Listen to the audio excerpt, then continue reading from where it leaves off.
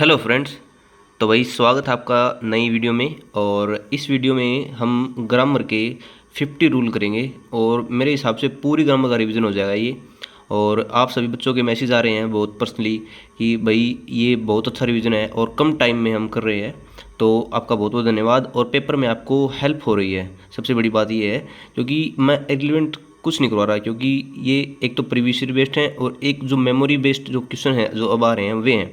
और ये 50 रूल आपको लास्ट टाइम पे करके ही जाने होंगे। और इंग्लिश में इसके बाद कुछ करने की ज़रूरत नहीं है अब जिसका पेपर है, और ये लास्ट 50 रूल है।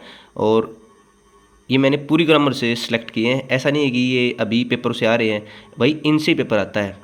चाहे आज दे लो या कल आपका होगा या कभी CHL का हुआ, MTS का हुआ, CPU का हुआ, इनसे ही आए हैं पेपर, ठीक है। और ये बेस्ट कंसेप्ट है, 50 रूल हैं। तो स्टार्ट करते हैं भाई। सबसे पहले हम टेंस के बारे में जानेंगे थोड़ा। हाँ, इनडेफिनेट क्या होता है भाई? V1 प्लस एस या एस या ES या V1 या V2, ये इनडेफिनेट में होता है। कॉन्टिन्यूज में V1 के साथ ING फॉर्म लगती है, और परफेक्ट टेंस में V3 लगता है, और परफेक्ट कॉन्टिन्यूज में क्या लगता है? Been V1 plus ING। Be की फॉर्म में फर्स्ट फॉर्म में किस EJMR वाजवर और फिर बीन होती है, ठीक है। फिर आते हैं बस सबसे इम्पोर्टेंट है सिंस और फॉर का जो यूजेज है, और इसमें बहुत एरर मिलते हैं सिंस और फॉर के यूसेज में। सबसे पहले हम बात करते हैं सिंस की। भाई सिंस क्या है कि सिंस पॉइंट ऑफ टाइम है भाई, स्पेसिफिक टाइम के लिए प्रयोग होता है। पॉइंट ऑफ टाइम जैसे स्पेसिफिक टाइम होगा, जैसे day, date, year, month, season, कुछ भी होगा स्पेसिफिक होगा। सिंस जैसे संडे स्पेसिफिक टाइम है, सिंस संडे, सिंस 1947। और सिंस का प्रयोग पार्ट्स ऑफ द डे के लिए भी होता है, since morning, since night. Since का प्रयोग स्टेज ऑफ लाइफ के लिए होता है, जैसे सिंस चाइल्डहुड, सिंस अडल्टहुड। और इवेंट और ओकेजन के लिए भी सिंस का प्रयोग होता है, since Diwali, since Holi, since Rakshabandhan. अब बात करते हैं फोर की। भाई फोर जो है पीरियड ऑफ टाइम के लिए प्रयोग होता है, for a long time, period of time, duration of time. और न्यूमेरिकल के साथ टाइम वर्ड हो उसके साथ ही फोर का प्रयोग होता है, जैसे for 10 minute, for 2 hour, for 3 minute, ठीक है। और कैलकुलेटिव टाइम के साथ भी फोर का प्रयोग होता है, फॉर ए डिकेड। जैसे डिकेड का मतलब होता है 10 साल, फॉर ए डिकेड। मतलब कि इसमें स्पेसिफिक टाइम नहीं होता, स्पेसिफिक टाइम होता है। सबसे ईजी है कि स्पेसिफिक टाइम यदि है तो सिंस, स्पेसिफिक टाइम नहीं है, ड्यूरेशन ऑफ टाइम है तो फोर।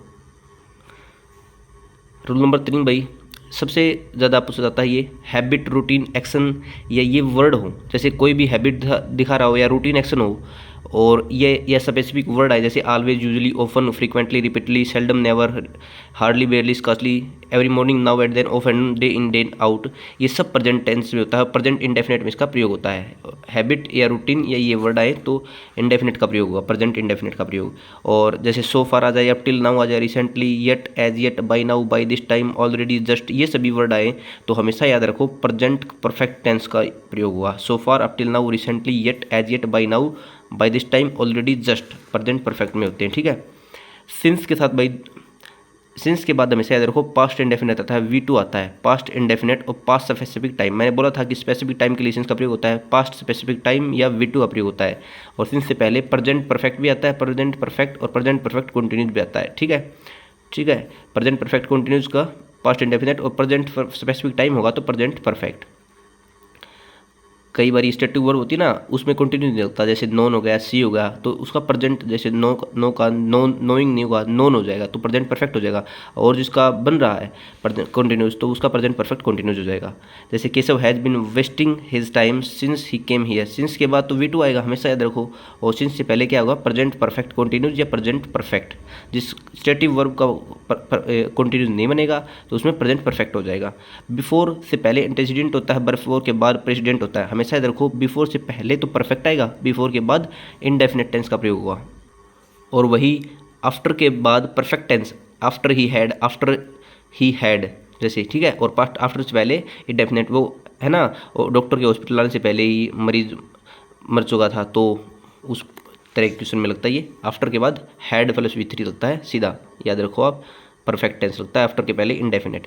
फिर भाई कंडीशन वाले क्वेश्चन, कंडीशन और रिजल्ट में, जैसे इफ़ के साथ यदि V1 S या ES है, जैसे प्रेजेंट इंडेफिनेट है तो आगे भी आगे फ्यूचर का इंडेफिनेट होगा, विल प्लस V1, ठीक है। और यदि कंडीशन में क्या है कि इफ़ के साथ पास्ट इंडेफिनेट है V2 है तो आगे क्या लगेगा subject would plus V1, subject would plus V1, result में would plus V1, subject would plus V1। और यदि पास्ट परफेक्ट है कंडीशन में तो past perfect had plus V3 है तो subject would have plus V3 होगा, subject would have plus V3 होगा। ठीक है, आगे बात करते हैं भाई 11वें में आई विश या वुड दैट के साथ हमेशा याद रखो कि V2 लगता है, V2 लगता है वर या V2, वर या V2, सब्जेक्ट के बाद वर या V2 लगेगा। I wish, I were A bird, ठीक है, like this. It is time, it is moment, it is recently time, it is high time के साथ हमेशा याद रखो V2 और वर लगता है, मतलब कि V2 फॉर्म लगेगी और वर मतलब कि पास्ट। वहन के साथ हमेशा याद रखो इनडेफिनेट होगा तो इनडेफिनेट भी आ सकता है, इनडेफिनेट के साथ कॉन्टिन्यूस भी आ सकता है, कॉन्टिन्यूस के साथ इनडेफिनेट भी आ सकता है। वहन क्या है, टाइम बताता है, और इसके साथ क्या है कि इनडेफिनेट इंडेफिनेट, इंडेफिनेट के साथ कॉन्टिन्यूस और कॉन्टिन्यूस के साथ इनडेफिनेट भी आ सकता है। और वही वाहिल जो होता है वो दो एक्शन एक साथ हो रहे हों तो उसमें सिर्फ कॉन्टिन्यूस आएगा, हमें कभी भी वाहिल के बाद इनडेफिनेट नहीं आएगा और ना ही आगे आएगा। तो वाहिल के बाद दो एक्शन पैरेलल होते हैं तो इसमें क्या होता है कॉन्टिन्यूस जाता है। फिर आते भाई प्रीपोजिशन, प्रीपोजिशन के बाद हमेशा ऑब्जेक्टिव केस का प्रयोग होता है, न कि सब्जेक्टिव केस का प्रयोग। जैसे प्रीपोजिशन बट हिम, मतलब कि कोई प्रीपोजिशन हो उसके बाद ऑब्जेक्टिव केस होगा, सब्जेक्ट नहीं आएगा। एंड के साथ ये दो जुड़े हैं भाई तो हमेशा देखो प्लूरल फॉर्म का प्रयोग होगा। जैसे राम एंड श्याम दो हो गए तो इज नहीं आएगा, आर आएगा। ठीक है, अगला रूल भाई ए नंबर ऑफ के साथ हमेशा प्लूरल काउंटेबल नाउन आएगा, प्लूरल काउंटेबल नाउन ही वर्ब आएगी, प्लूरल नाउन ही प्लूरल वर्ब ही आएगी, प्लूरल काउंटेबल नाउन आएगा ए नंबर ऑफ के बाद। द नंबर ऑफ के बाद हमेशा याद रखो द नंबर ऑफ सिंगुलर दिखाता है, इसके साथ प्लूरल तो नाउन आएगा और सिंगुलर वर्ब आएगी। ठीक है, द नंबर ऑफ के साथ।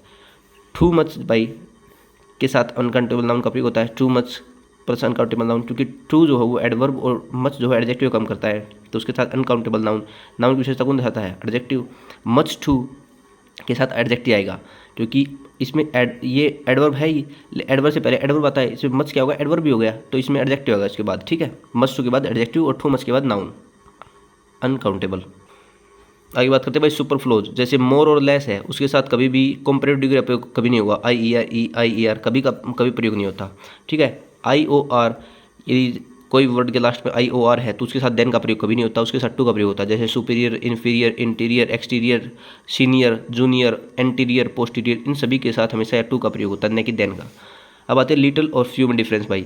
लिटिल अनकाउंटेबल नाउन के साथ प्रयोग होता है, सबसे पहले याद रखो अनकाउंटेबल जैसे वाटर हो गया, मनी हो गया, उसके साथ लिटिल का प्रयोग होता है। लिटिल ना के बराबर नेगेटिव सेंस में आता है लिटिल, लेकिन ए लिटिल क्या होता है एटलीस्ट सम, थोड़ा पर जिसे काम चल जाए, थोड़ा पर जिसे काम चल जाए पॉजिटिव सेंस में प्रयोग होता है ए लिटिल। ठीक है, a little time give me, ठीक है, जिससे मेरा काम चल जाए। द लिटिल का प्रयोग होता है स्पेसिफिक सेंस या पॉइंट आउट, भाई द लिटिल स्पेसिफिक सेंस में काम होता है। और फ्यू प्लूरल काउंटेबल नाउन के साथ न के बराबर नेगेटिव सेंस में, लिटिल की तरह ही होता है लेकिन ये काउंट प्लूरल के साथ होता है काउंटेबल नाउन के साथ। ए फ्यू थोड़ा पर जिसे काम चल जाए पॉजिटिव सेंस, और द फ्यू स्पेसिफिक सेंस के लिए करते हैं। 25 में आता है भाई ईच के साथ सिंगुलर काउंटेबल नाउन और सिंगुलर हैप्पी वर्ब का प्रयोग होता है, और ईच जो स्मॉल ग्रुप दो के लिए होता है। एवरी का प्रयोग सिंगुलर और बिग ग्रुप दो से ज़्यादा, दो के लिए ईच और दो से ज़्यादा के लिए एवरी, सिंगुलर वर्ब होगी सिंगुलर नाउन होगा इसमें। बहुत इंपॉर्टेंट रूल भाई एडजेक्टिव ऑफ क्वालिटी। सबसे पहले आप ये याद रखो OSASCOMP, OSASCOMP, opinion, size, age, shape, colour, origin, material, purpose, इसके तरह ही आएगा, न कि पहले एज नहीं आएगा साइज से पहले, कभी शेप नहीं आएगा एज से पहले। ठीक है, इस तरह आएगा, पहले ओपिनियन दिया जाएगा, अब अगली हो, नाइस हो, size, long, short, small, age, new, young, shape, square, circular, colour, red है, ब्लैक है, वाइट है, ग्रीन है, ब्लू है, ओरिजिन इंडियन है, फ्रेंच है, मेटल कॉटन का है, लेदर का है, पर्पज क्या है राइटिंग है, स्विमिंग है। ठीक है, OSASCOMP, origin, colour, origin, size, age, shape, colour, origin, material, purpose. ठीक है, opinion, size, age, shape, colour, origin, material, purpose. फिर आता है पॉजेसिव एडजेक्टिव। पॉजेसिव एडजेक्टिव की पहली बात तो कभी भी आर्टिकल नहीं आता, जैसे ये होता my, our, your, his, her, it, their, इसके साथ हमेशा बात, इसके लास्ट में, इन सभी के लास्ट में क्या होता है नाउन का प्रयोग होता है। लेकिन पॉजेसिव प्रोनाउन जैसे माइन हो गया, यूअर्स हो गया, देयर्स हो गया, इट्स हो गया, इसके साथ हमेशा कभी भी नाउन नहीं आता है क्योंकि ये नाउन का काम ही करते हैं। दैट है भाई, दैट रिलेटिव प्रोनाउन है, इस ये कब आता है रिलेटिव प्रोनाउन में, हु, विच, दैट। तो दैट का प्रयोग 4 रूल में होता है। सबसे पहले रिलेटिव प्रोनाउन लिए दो, इसके पहले एंटीसीडेंट में दो नाउन हैं डिफरेंट कैटेगरी के, जैसे राम नहीं, जैसे डिफरेंट कैटेगरी, जैसे आगे एग्जांपल है, जैसे डिफरेंट कैटेगरी के दो नाउन है तो उसके साथ दैट का प्रयोग होगा, कि हु, विच, दैट को उसका प्रयोग होगा। जैसे I had seen him and his dog, भाई मैंने उसको भी देखा और उसके डॉग को भी देखा, मतलब कि हिम है और डॉग है, दो अलग कैटेगरी के नाउन है, तो हु का प्रयोग नहीं होगा, विच का प्रयोग नहीं होगा, दैट का प्रयोग होगा। ठीक है, फिर आते दूसरे रूल पे, दैट से पहले यदि क्वेश्चन वर्ड से वाक्य स्टार्ट हो रहा हो तो दैट का प्रयोग हुआ। जैसे who is the boy, who that come late, who का प्रयोग नहीं हुआ, दैट का प्रयोग हुआ। हु क्वेश्चन वर्ड से वाक्य स्टार्ट हो रहा है। और तीसरा भाई, दैट से पहले यदि एंटीसीडेंट स्पेसिफिक सेंस की वर्ड हो, जैसे ये वर्ड हो, द सेम हो, the only, the few, the little, all, every, any, some, no, nobody, no one, nothing कुछ हो, the next, the last, the first कुछ भी हो, जैसे द ला कुछ भी दिया हो, एवरी दिया हो, एनी दिया हो, कुछ भी दिया हो, उससे पहले एंड दैट से यदि एंटीसीडेंट में ये वर्ड है, स्पेसिफिक वर्ड है, रिलेटिव प्रोनाउन की आपकी जरूरत है तो आपको दैट का प्रयोग करना होगा। और चौथा भाई जो लास्ट है दैट के लिए, दैट से पहले सुपरलेटिव डिग्री है, EST लास्ट, किसी वर्ड के लास्ट में EST, IEST, मोस्ट और लिस्ट लिखा है, पहले मोस्ट और लिस्ट लिखा है और वाक्य का आखिरी में वर्ड के आखिरी में EST, IEST लिखा है तो दैट का प्रयोग होता है। ठीक है भाई, ये रिवीजन है, ये कोई ऐसी बात नहीं है कि आपको मैं पर्टिकुलर अच्छे से समझाऊँ। जो बच्चा अच्छी तैयारी कर चुका है उसके लिए रामबाण है और बेसिक से नहीं है ये रिवीजन। ठीक है, हु और विच भाई, हु और हुम ये दोनों देखो, हु जो होता है वो सब्जेक्टिव केस के लिए होता है और हु जो होता है वो ऑब्जेक्टिव केस के लिए होता है, ये दोनों पर्सन के लिए प्रयोग होते हैं। ठीक है, आगे बात करते हैं भाई विच। विच का प्रयोग कब होता है? विच का प्रयोग होगा भाई इससे पहले यदि कोई एनिमल है या कोई ऑब्जेक्ट है तो रिलेटिव प्रोनाउन, ये रिलेटिव प्रोनाउन। ठीक है, और अगला है भाई 35वां, ईच, आइदर, नाइदर के साथ हमेशा याद रखो सिंगुलर वर्ब का प्रयोग होता है। और आगे प्रोनाउन का प्रयोग हुआ ही, हिज, हिम, इसके अकॉर्डिंग जो भी आएगा सिंगुलर का प्रयोग हुआ। और each of, either of, neither of के साथ प्लूरल नाउन का प्रयोग होता है। और आगे हेल्पिंग वर्ब का प्रयोग होता है, each of, either of, neither of, one of के बाद नाउन प्लूरल और हेल्पिंग वर्ब सिंगुलर। फिर आते हैं भाई 36वें में, इनडेफिनेट प्रोनाउन, जैसे सम हो, एवरी हो, एनी हो, नो हो, इसके साथ बॉडी या वन कोई भी प्रयोग हो तो सिंगुलर वर्ब होगी और सिंगुलर ही प्रोनाउन होगा। ठीक है, आगे बात करते हैं भाई, यदि दो नाउन है उसके बीच प्रीपोजिशन है तो हमेशा देखो प्रीपोजिशन की बात ऑब्जेक्टिव के साथ है तो नाउन जो आगे हेल्पिंग वर्ब आएगी वो किसके, पहले वाले के हिसाब से आएगी। ठीक है, जो कि सब्जेक्ट का काम कर रहा होगा। अब आते हैं भाई नाउन के कुछ फार्मूले, जैसे नेम ऑफ द बुक, जैसे कोई भी नेम होगी, the Gulliver's travels, the hard times. Disease के नाम जैसे मिचल्स, TB, रिकेट्स। स्पोर्ट्स के नाम जैसे मार्बल्स, ड्रॉफ, बिलियर्ड्स, कार्स। सब्जेक्ट जैसे मैथमेटिक्स, फिजिक्स, हिस्ट्री कुछ भी हो सिंगुलर के रूप में प्रयोग होता है, सिंगुलर हेल्पिंग वर्ब आती है। इन सभी के साथ जनरल सेंस में सिंगुलर हेल्पिंग वर्ब आती है, लेकिन स्पेसिफिक सेंस में जैसे द मैथमेटिक्स इज, क्योंकि उसमें गणना हो गई, द स्टैटिक्स इज उसमें संख्या की दिखाई गई है। ठीक है, और हाफ उसमें दैट मैथमेटिक्स आर होगा वैसे हमेशा। ठीक है, लेकिन मैथमेटिक्स इज ए, ठीक है, उसमें जनरल सेंस में सिंगुलर और स्पेसिफिक सेंस में होगा प्लूरल वर्ब का प्रयोग। Half, quarter, some, most, rest, इसके साथ ऑफ हो, half of, quarter of, some of, most of, rest of, इसके साथ हमेशा याद रखो। यदि आगे प्लूरल काउंटेबल नाउन है तो plural helping verb, uncountable noun है तो सिंगुलर हेल्पिंग वर्ब, और सिंगुलर काउंटेबल नाउन है तो सिंगुलर हेल्पिंग वर्ब। इनके अकॉर्डिंग इसके आगे जो आएगा उसके अकॉर्डिंग वर्ब होगी। Half of the students are, half of the water, या कुछ मान लो यदि अनकाउंटेबल है तो singular, half of the student is. ठीक है, फिर आते भाई सबसे बेस्ट अवध SP, amount, weight, distance, height, speed, point of, period of time. ये यदि यूनिट सेंस में दे रहे हो तो सिंगुलर वर्ब और यदि डिवाइडेड सेंस में दे रहे हो तो प्लूरल वर्ब।